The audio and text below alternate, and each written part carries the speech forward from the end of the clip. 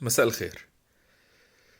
حصلت أزمة جديدة من يومين تقريبا بسبب الإعلامي مهيب عبد الهادي اللي عين نفسه وصي على الكرة المصرية، آه، والمشجع الأوحد لمنتخب مصر. وهو مهيب وطن أكتر مننا وبيشجع المنتخب لوحده.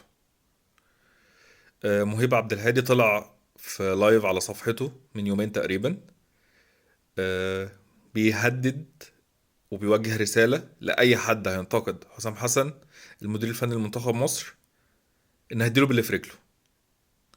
مهيب عبد الهادي طالع بيزعق للجمهور. مهيب عبد الهادي المنتخب بيلعب عشانه، عشان كابتن مهيب يبقى مبسوط. كابتن مهيب عايز حسام حسن عشان يبقى مبسوط. بغض النظر احنا ما عندناش مشكلة مع حسام حسن، بس حضرتك بتتكلم بصفتك ايه بالطريقة دي مع الجمهور؟ حضرتك بتتكلم كده ليه وازاي؟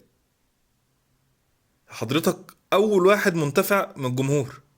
حضرتك اعلامي وليك برنامج على ام بي سي مصر. حضرتك بتقبض بسبب الجمهور اللي انت هتديله باللي في رجلك. حضرتك بسبب الاعلانات وبسبب المشاهدات بتقبض مصدر دخلك. فازاي تكلم جمهور كده؟ حضرتك ناقل خبر، حضرتك بتنقل خبر وبتنقل الصورة عشان احنا نتفرج، عشان الجمهور يتفرج، عشان الجمهور يشوف ويوصل له الاخبار والمعلومات. محدش عينك بادي جارد حسام ابراهيم وانت ما بتشجعش المنتخب لوحدك. هو انت مش مصري والجمهور من سنغافورة؟ احنا كلنا مصريين، والجمهور اهم ضلع في الكوره. اللعيبه بتلعب عشان الجمهور، والاعلام الرياضي ظهر بسبب الجمهور وعشان الجمهور.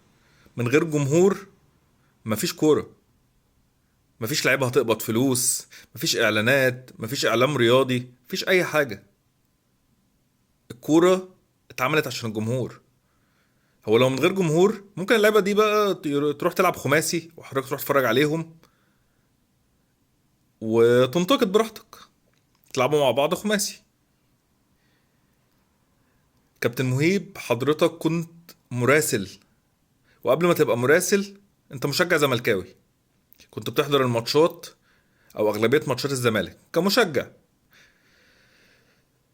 ما فيهاش مشكله، يعني ما فيهاش مشكله، راجل زملكاوي بيروح يشجع فريقه. انت اول واحد كنت بتقف مع المراسلين عشان تظهر في التلفزيون وتقف ورا الكاميرات.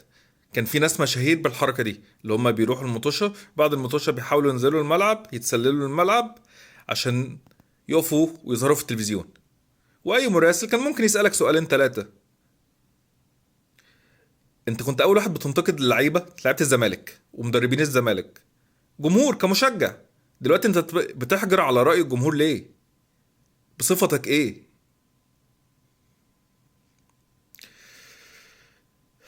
سلام.